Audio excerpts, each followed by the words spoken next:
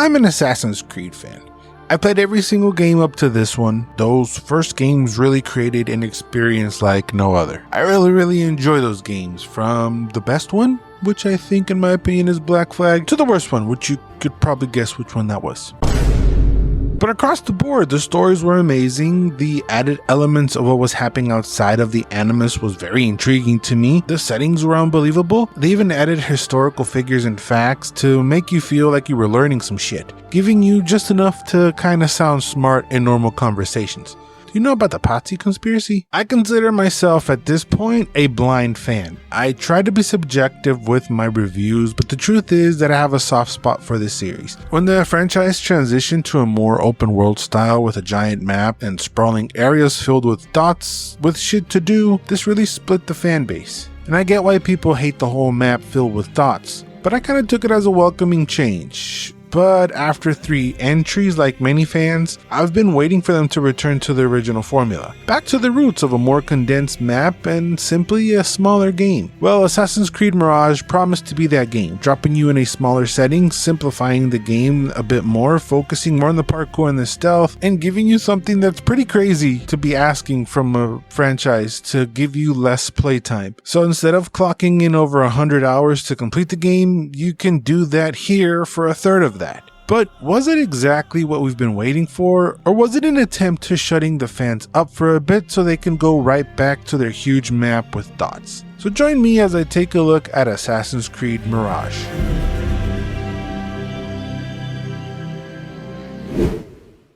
In Assassin's Creed Mirage, you play as Basim. You know, that one guy you totally remember from Assassin's Creed Valhalla? We are in 861 Common Era Baghdad, where Basim is living his best Aladdin life as a street rat, along with his childhood best friend, Nihal. Always seeking more out of life, Basim aspires to join the Hidden Ones, but is rejected by the smoker lady, Roshan.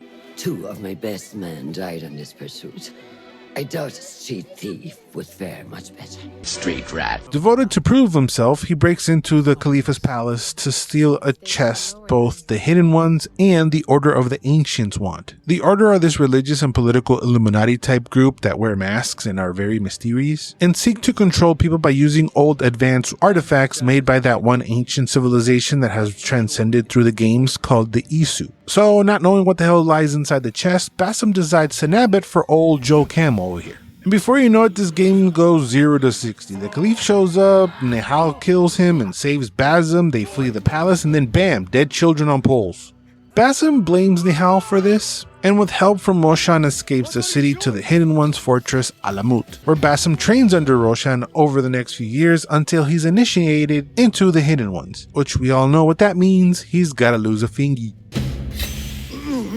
They then discover that the Order is growing in influence in Baghdad, so a group of Hidden Ones are sent back to Baghdad to figure out who these 5 Order members are and take them out. It's a pretty simple setup, we've seen it and done it before. Basim as a character I think is okay, but for how complex he's supposed to be, us fans already knowing what he goes through in Valhalla, this whole thing feels pretty tamed. They give him this demon smoke figure they call a Jinn that's haunting him to try and make him into a more interesting character, but it feels like there's just a lot of left on the cutting room floor as far as developing Basim into what we know what he turns into. And honestly, he's just kinda there. He lacks personality or any kind of trait to make him feel more memorable. Cutscenes are a bit bland as well. There's a lot of talkie and not much action in them. There is one moment that really got my heart rate up, but other than that specific one, there's really nothing too exciting that occurs in the cutscenes. But I think I blame the story for just coming off feeling a bit more generic. It doesn't push the envelope in any means. It's very by the numbers. They do add a couple welcoming twists at the end, but the story overall just feels okay. I wouldn't consider it one of the strongest or one of the weakest either. Kind of the same thing goes for the voice acting, with the exception of Roshan's voice actress, the legendary Shore Agdashlu. I'm sorry if I'm butchering that name, but it's kind of hard. Memories only serve to distract us. The Order has spread their influence into every crack in the city. Street rat. She has a great voice, it's so unique, but the rest of them are kind of forgettable, especially Basim himself. He doesn't really grab you in any way. Some memories are good. Most are better. Now, as far as the game goes, looking back, I think it feels a bit easy.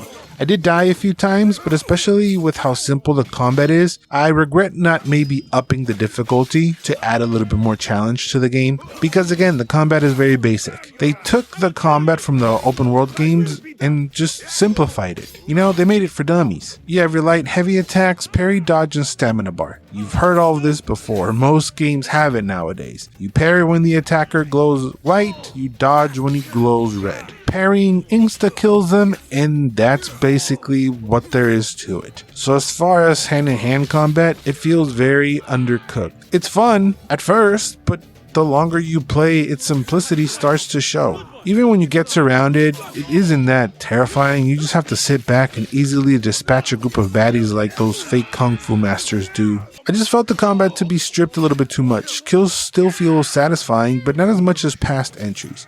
And after a while, you even start to see the same type of kill animations over and over again. More focus went on to stealth. But sadly, even this, I don't mean that there was more there developed or added to try and create something new and innovative and fresh. I just mean that there are more opportunities for stealth in this game.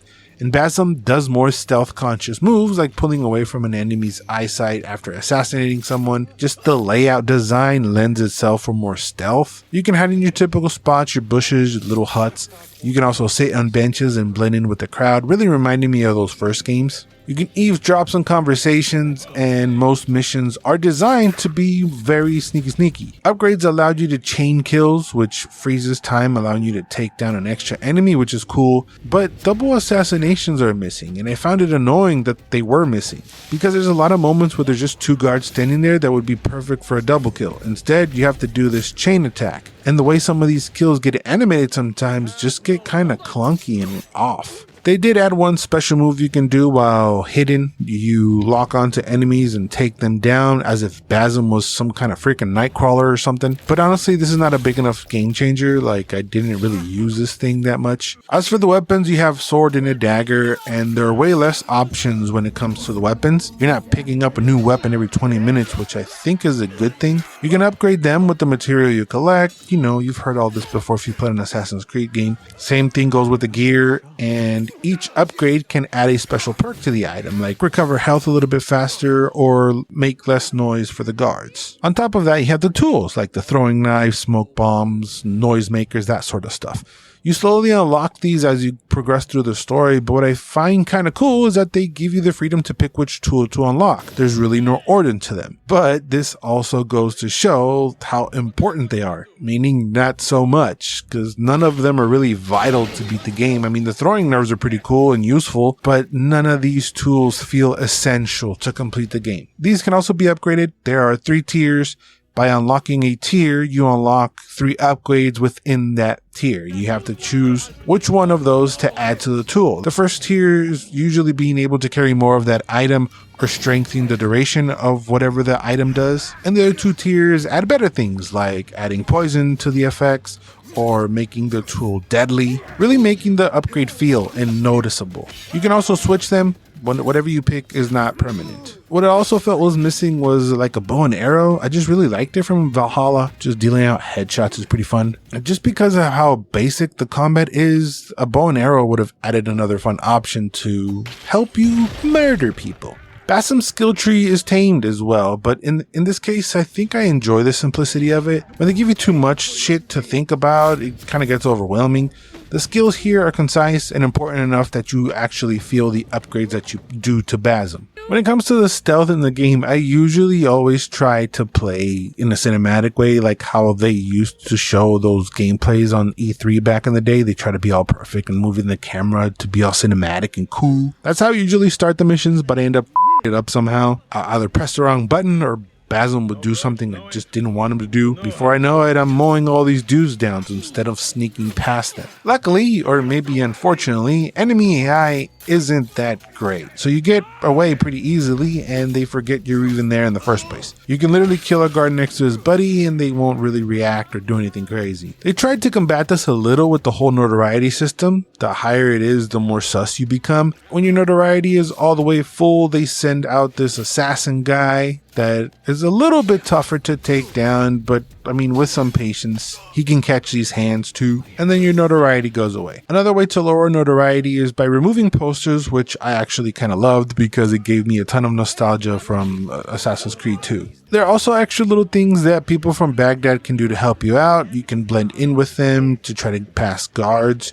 You can hire mercenaries to attack and create distractions. You can pay them to erase your notoriety completely. They can play music to distract the guards, but for them to do these things, you must give them a token. You get a token from missions and side missions, and these actions provide different ways to complete the missions, different ways to approach where you need to go. Missions will have multiple ways of them being completed, giving you a freedom in how to approach them. There are objectives within the mission that you could do that will offer extra rewards as well, but you ultimately can do the missions however the hell you want. The only thing that desyncs the missions are killing innocent people. Main missions have you find clues that unveil cases to investigate. You start pulling on those main mission strings, doing one thing that leads to the other, and you start finding more information, like important locations, people's names, and you slowly start to reveal order members, and then you just assassinate them. Outside of the main missions, there's a ton of stuff you can do as well. Your side missions helping out the people of Baghdad with their problems. Back at the Assassin's base, there are contracts to do that have you assassinating, stealing, eavesdropping, and finding out information. Things that are reminiscent of the first original game,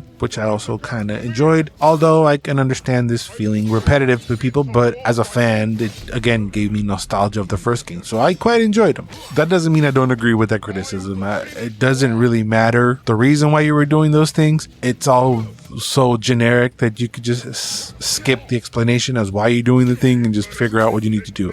I usually don't platinum or 100% complete games, but I do for the Assassin's Creed series. So that usually means getting every little dot on the map. And in Mirage, it means collecting these historical site animus orb thingies. There are a couple of missions that have you collecting lost books, artifacts, shards. You have the enigmas to track down.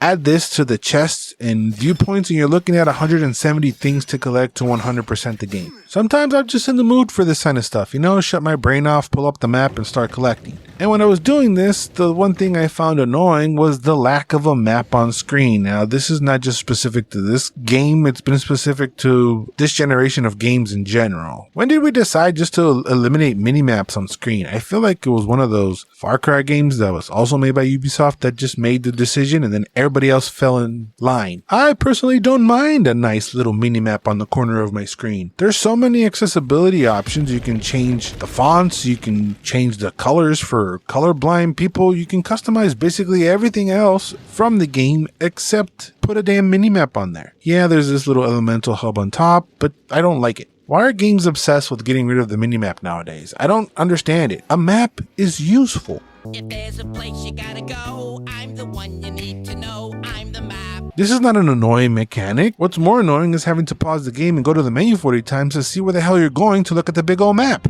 If you disagree and don't like maps, well, let's just make it an option. That way we can both be happy and I can bitch about something else. Maybe they think that it will eliminate having you to do the literal eagle vision, flying around and finding interest points with your pet eagle, but I disagree. You can still fly like an eagle and discover these interest points that then will be marked on your map. It's just a simple thing. I don't get it. I like a map. Remember back in the day when you would find a map and that was like the greatest help you would get?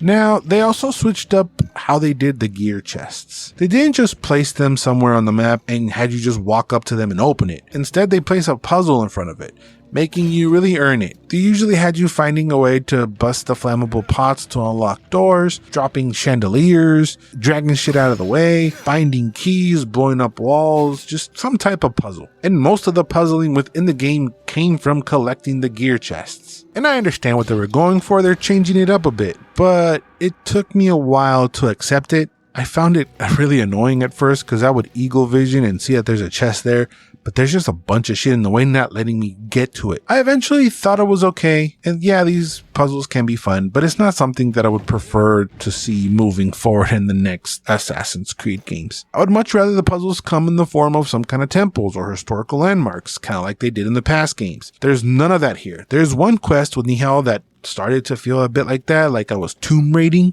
but not really. I just squeezed in between two rocks and that was basically it. So instead of stuff like that, they have you doing things like this, all for a chest.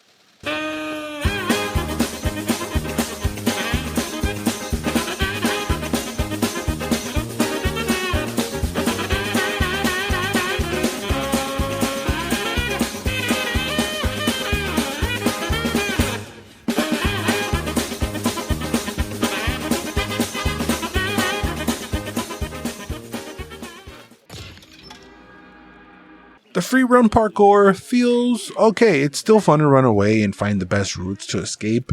I think it did improve a little bit from Valhalla, but Valhalla wasn't meant to be sneaky. It's really like, just go for Narnia and chop heads. As far as the free run, it does what you want it to do probably 90% of the time, but that other 10% you might jump where you don't mean to, or you won't climb where it looks like you could, or just randomly fall really weird. The layout of the world is designed like a jungle gym for fluid free running, but Basim is surprisingly slow and heavy. He's smooth and responsive, but he's like going at a realistic speed, so he just comes off more sluggish. This is captured from an Xbox Series S, so this is probably the worst the game's gonna look. And I think it still looks pretty crispy. There's a ton of great detail. The characters are very expressive. I thought the lighting was amazing. Big crowds and NPCs actually look really good, but it's lacking in polishment in other areas. Sometimes things don't work like they're supposed to. Like this one time, I was sitting down for an eavesdropping conversation and it never really launched. It never really started. This other time, there was supposed to be a cutscene in this one area. So I'm just running around this fortress prison needing to steal a key, but I couldn't because I hadn't gotten the proper cutscene telling me to steal the key. So a lot of things like that really shouldn't be in a game nowadays still can manifest and be a bit annoying. The environments are the same. There's not much variety to it. They do try with a couple oases and farms here and there, but the setting doesn't really allow for much variety. And I don't know if Kingdom Hearts ruined it for me with all those trips to Agrabah, but I just felt like the setting was a bit stale. I mean, it's just too much sand. I don't like sand. It does feel like it nails the historical and the cultural aspect that these games tend to do, but I can't say that this game was a return to form all the way. It feels more like a hybrid. I think they attempted to keep it more modern, so they kept it still pretty relatively open in my opinion. I did wish it was even more contained. Like before, back in the day, each mission felt like you were strictly in that mission.